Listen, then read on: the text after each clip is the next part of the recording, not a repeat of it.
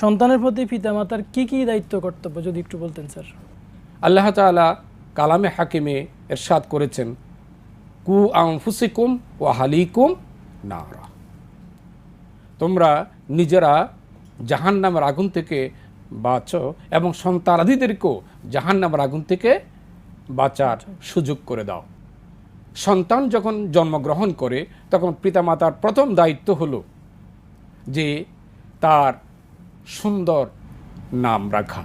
জি, এর আগে দায়িত্ব হচ্ছে রব্বানা হাবলানা মিন আজওয়াজিনা ওয়া যুররিয়াতিনা, একজন পিতা এবং মাতা হওয়ার জন্যে একজন উত্তম স্ত্রী দরকার এবং সন্তান দরকার। হাবলানা মিন আজওয়াজিনা ওয়া যুররিয়াতিনা, এবং ভালো সন্তান দরকার।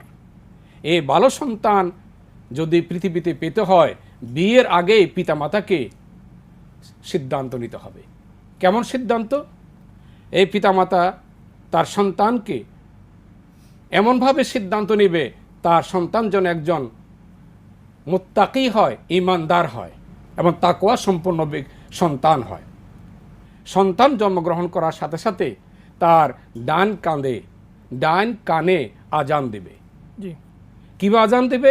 প্রথম আল্লাহু আকবার, তাওহীদের এই বাণী তার কানে উপস্থাপন করবে।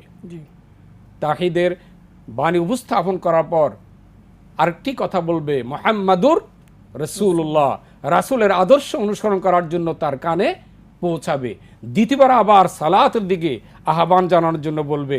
লাস্টে আবার তাওহীদ, আল্লাহু আকবার, এরপরে আল্লাহ তাআলার কাছে এই সাহায্য চেয়ে এরপরে শেষ করবে। তাহলে বোঝা গেল একজন সন্তান জন্মগ্রহণ করার সাথে সাথে তাকে আমরা তাওহীদের বাণী তার কর্ণকুহরে আমরা পৌঁছালাম। দ্বিতীয় 7 দিনের দিন আকিকা, তারপরে পেলাম আকিকা হওয়ার পর এরপরে সন্তানকে 7 বছর বয়সে সালাত, তারপর হলো সৎ কাজের আদেশ দাও, অসৎ কাজে নিষেধ করো।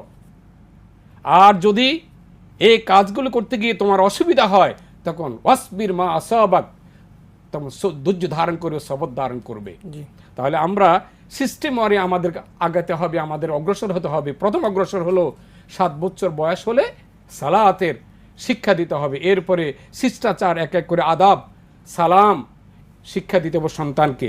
তাহলে সন্তান থেকে ভালো কিছু আশা করা যায়।